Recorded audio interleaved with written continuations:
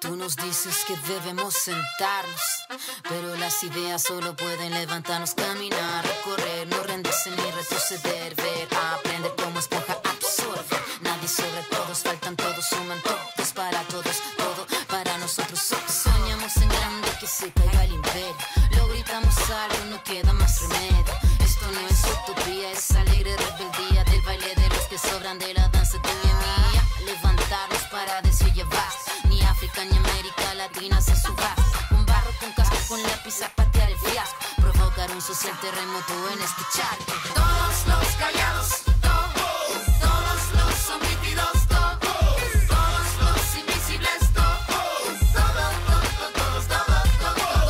En Somos Sur vamos a hablar hoy de la imagen y los tópicos en torno a la mujer africana, pero vamos a hablar también pues del feminismo africano y de la influencia incluso colonial en las identidades de las personas que tienen que emigrar, como es el caso de Remey Sipi, que nació en Rebola, en Guinea Ecuatorial, la Guinea Española, cuando era una colonia de España, y que precisamente en el año 1968, que fue el año de la independencia de Guinea, es cuando ella se traslada a España para continuar su formación académica. Remey Sipi, bienvenida a Somos Sur, ¿qué tal? ¿Cómo está? Muy bien, muchas gracias. Bueno, el año 68 fue justo el año de la independencia, cuando se independiza su país de España, y es cuando usted va a un sitio como Barcelona, en plena dictadura franquista. Bueno, me imagino que fue un contraste grande, ¿no? Hombre, tan grande no fue porque como Guinea era colonia española, teníamos mucha información sobre España y las perspectivas estaban puestas en llegar a la metrópoli. Y yo llego a un Barcelona convulsivo, además, muy a las puertas ya de llegar a derrocar al dictador. Sí, que estaba la gente saliendo a la calle, empezaba la gente a salir a la calle contra la dictadura de Franco, ¿no? Sí.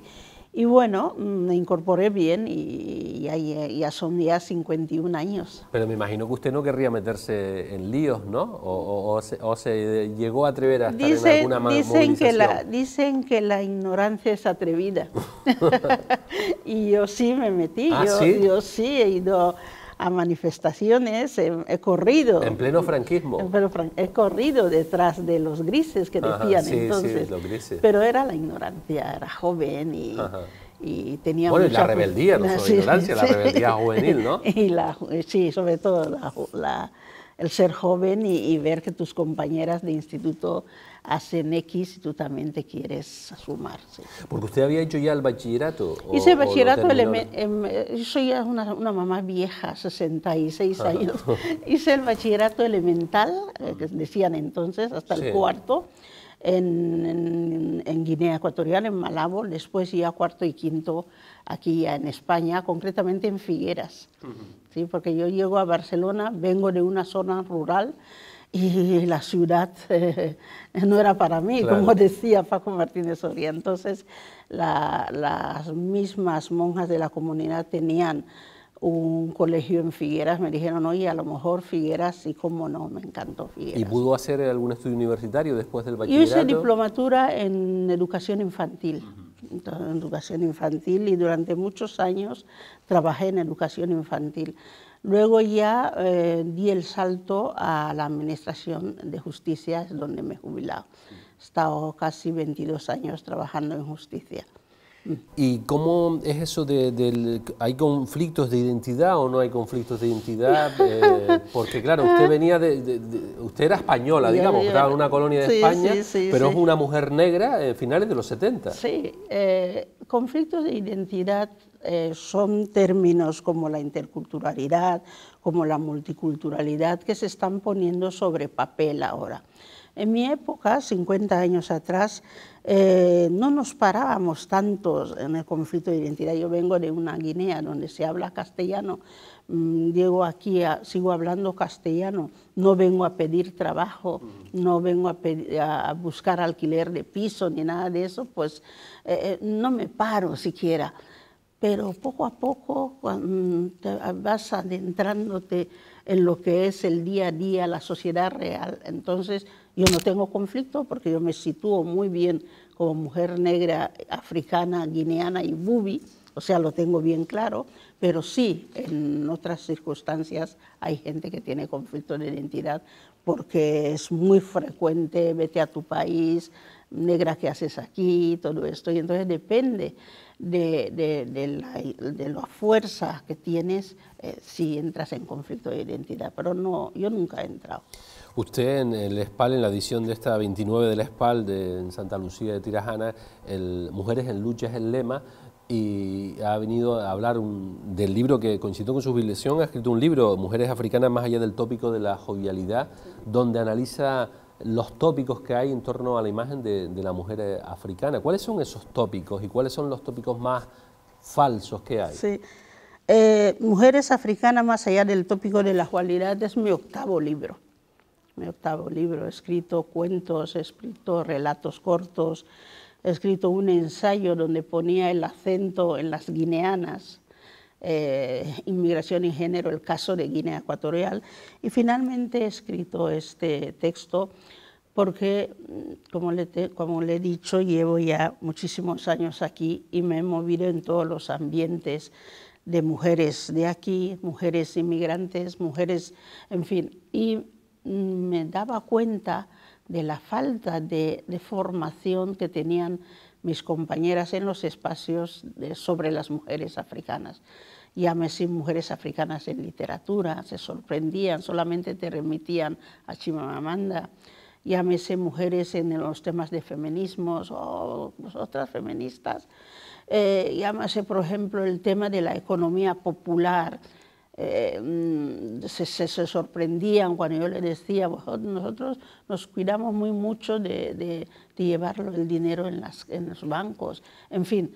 Y entonces pensé, me senté y empecé a escribir ese texto que, por lo que dice el público, ha gustado y está teniendo, lo presenté el año pasado, el mes de febrero del año pasado, y hasta hoy estoy dando vueltas por España. En su intervención en el ESPAL, contando un poco la experiencia, el contenido del libro, decía usted que, bueno, que al verla africana y negra, como que algunas feministas les querían dar lecciones, como que no sabían de feminismo, y se ha preocupado usted de aclarar que hace muchos años en los países africanos hay movimientos feministas.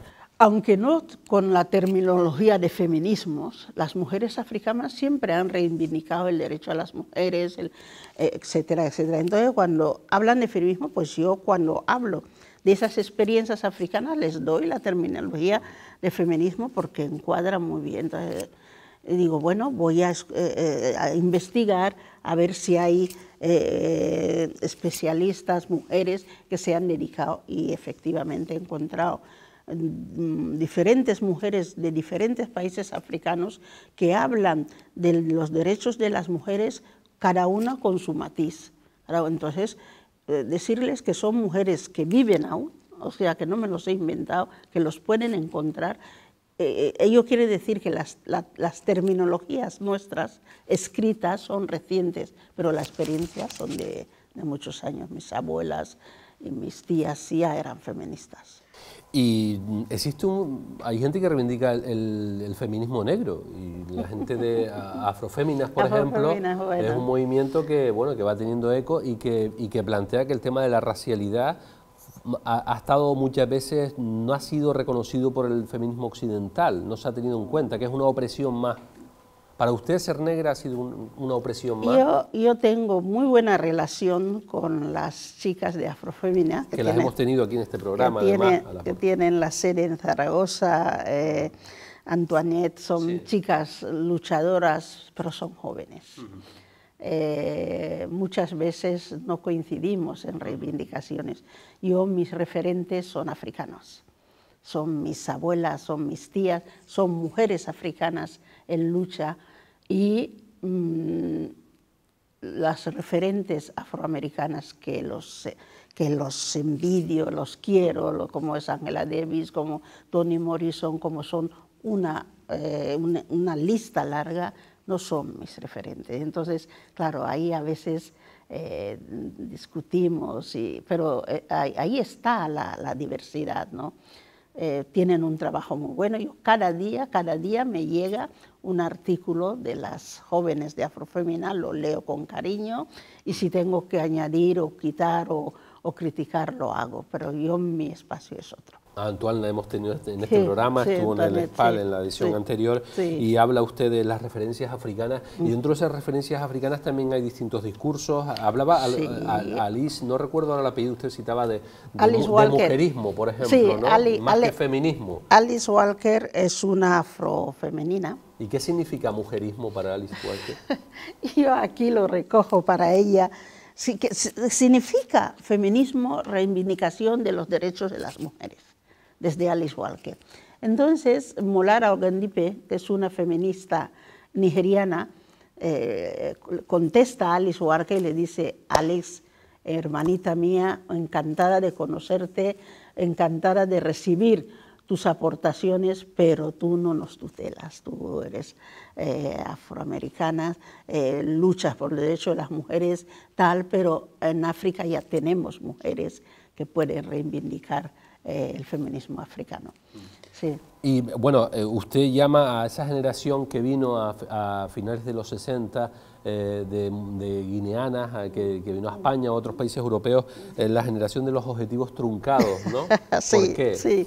Sí, nosotras en África, al inicio de los 60 empezaron las independencias, había un movimiento importante, leíamos a Fanon, nos remitíamos mucho al nigeriano Wale Soyinka, a Senghor, estábamos eufóricas, Samora Machel, en fin, y la formación era importante para todas nosotras. No ir a colegio de monjas, formarse, coser, bailar y ser buenas esposas no era el objetivo es llegar a Europa, porque en muchos países africanos no teníamos universidades aquel entonces, ahora ya hay. Yo para ir a Nigeria tenía que aprender inglés, o para ir a Camerún tenía que aprender francés. El salto era España, que hablaba castellano, y formarnos y volver, y todo el mundo sabía que estamos en la era de las independencias. Guinea Ecuatorial se va a independizar en 2 días, necesitarán cuadros, y esos cuadros hemos de ser nosotros. Chicos y chicas, llegamos aquí, nos formamos, sube al poder Macías, y ya no tenemos la posibilidad de que nuestros objetivos, que era venir, formarnos y formar parte del desarrollo de nuestros países, se quedaran truncados. Claro, Macías sube al poder al poco de la independencia, con una dictadura tremenda, absolutamente tremenda. De masacres a los disidentes, de ejecutarlos, y después su sobrino, Obiang, ni más ni menos, da un golpe de Estado y ocupa el poder. Obiang, que además tiene... su familia está siendo investigada, sus hijos, por negocios en Gran Canaria, en Canarias precisamente, ¿no? Sí, sí. ¿Por qué no se ha podido salir de las dictaduras? ¿Y cómo ven ustedes el papel del Reino de España, que no ha sido precisamente muy combativo, sino más bien aliado, no sé si por el petróleo y por los recursos naturales? Yo creo que incluso la madre patria no se ha aprovechado del petróleo, porque el petróleo, las relaciones petróleo-Guinea es Francia, Estados Unidos, etcétera. Pero el caso de Guinea para España es un caso de pena. Durante un tiempo vivimos los guineanos aquí en España sin tener noticias ni familiares ni del país, porque Guinea era materia reservada, no se podía. Los guineanos que habíamos entrado en España con documentación española, el DNI normal, nos quedamos apátridas, nos llamaban, apátridas, porque no éramos ni de Guinea. Eso fue una estrategia del propio gobierno guineano, que guineano los y español, más revoltosos y que podían cuestionar la dictadura, con la complicidad de España.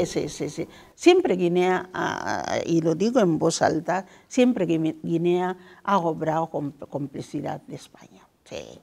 Sí. Y entonces, claro, nos encontramos en un tiempo que no éramos ni españoles ni guineanos. Luego sacó Suárez, creo, no quiero recordar mal, un decreto en el que decía que los guineanos podíamos optar por la nacionalidad guineana o por la nacionalidad española. Obviamente muchas de nosotras no éramos vidente, rapel ni nada de esto, pero optamos por la nacionalidad española, que nos ha dado la posibilidad de poder trabajar en la Administración de Justicia, que nos ha dado la posibilidad y los derechos de ser españoles. Tener un DNI muchas veces te abre puertas. Y objetivos truncados, porque yo ya no he vuelto a Guinea, claro, como yo muchas compañeras. Hemos tenido hijos e hijas aquí.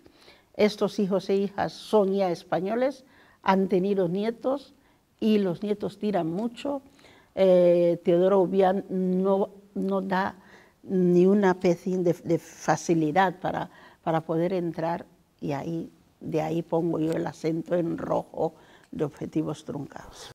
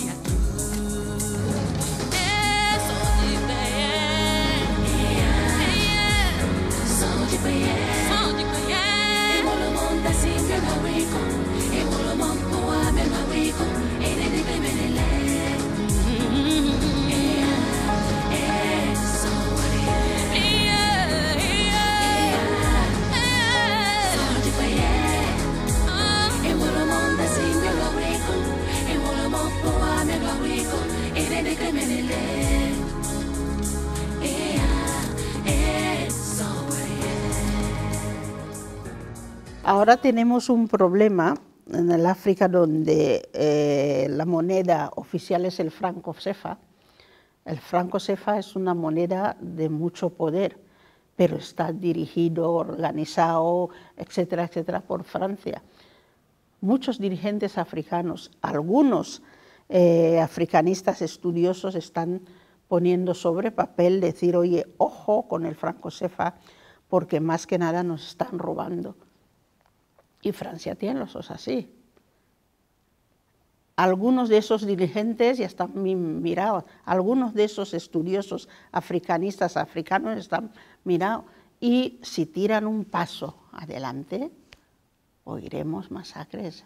Esos salvajes tribalistas que nos llaman otra vez con... Claro, la guerra del Coltán, una de las guerras con millones de muertos, y que la pintaron como una guerra de tribus, y ha sido una de las promovidas por multinacionales. Claro, ¿no? Claro. Y entonces, ¿y la presencia de China que está aumentando? Porque, pues, claro, se podría desplazar o corregir el franco CFA, pero para que al final entre más China o más Estados Unidos con el dólar, las salidas son complicadas. Lo que no se desconoce, no podemos decir que será mejor China o que Francia.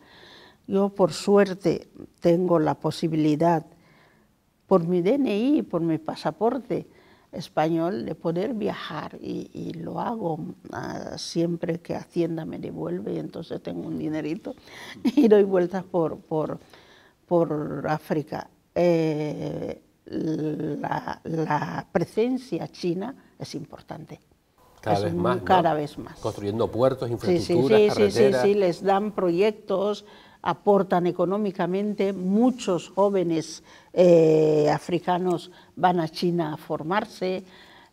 No sabemos lo que va a resultar de esto, porque también el mundo ha cambiado. No estamos en la época de la colonización, donde nadie se enteraba. Ahora los medios de comunicación y los jóvenes los utilizan muy bien.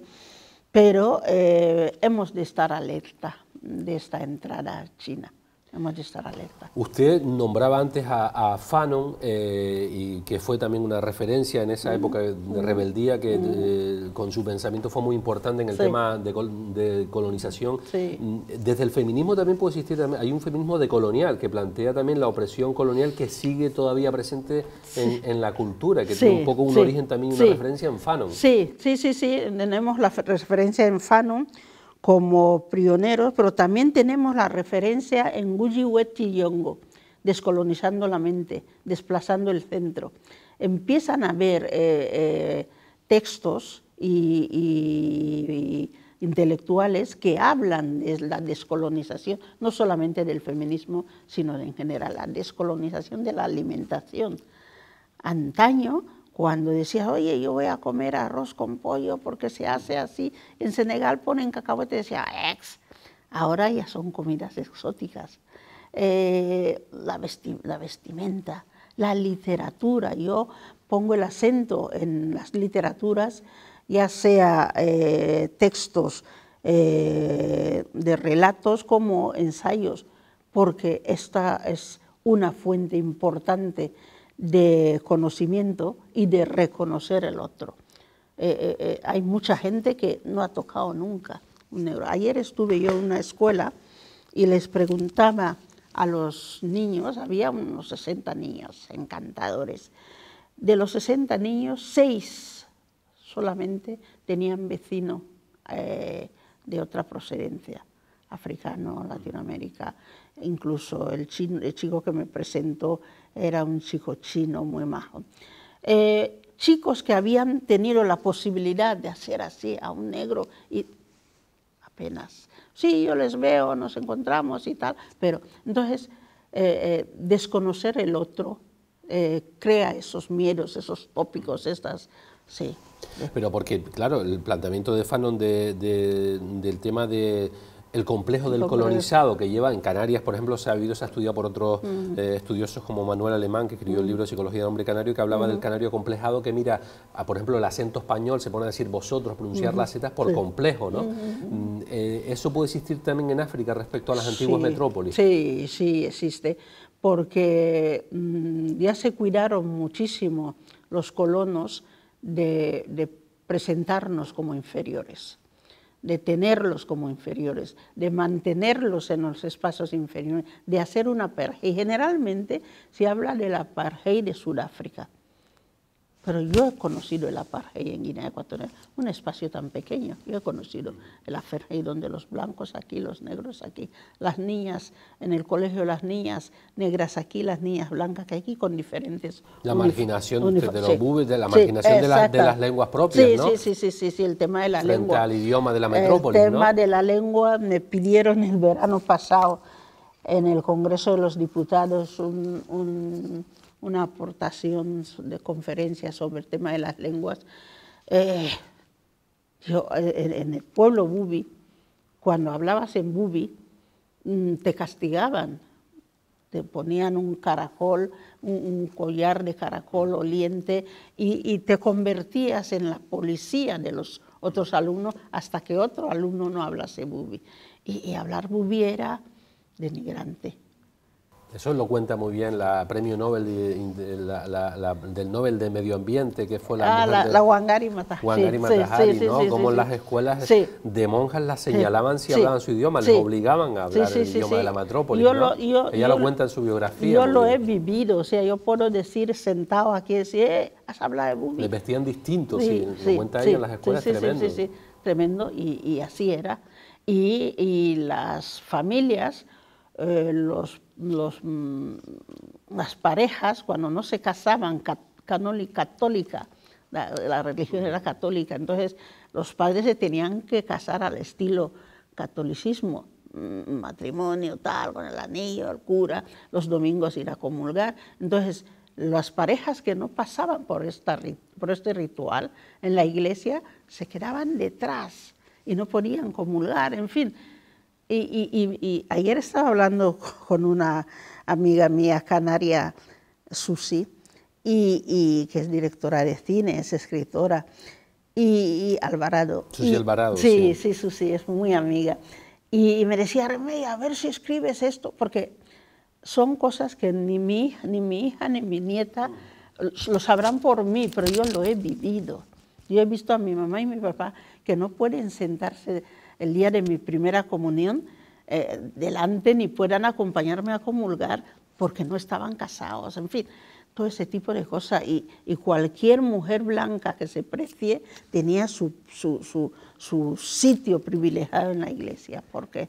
¿Y cómo está viviendo usted, residiendo en Cataluña, el caso que está a nivel español, el resurgimiento de fuerzas ultraderechistas, homófobas, que hacen apología del imperio español, como que fueron a salvar a sus colonias? ¿Ese discurso qué le diría usted?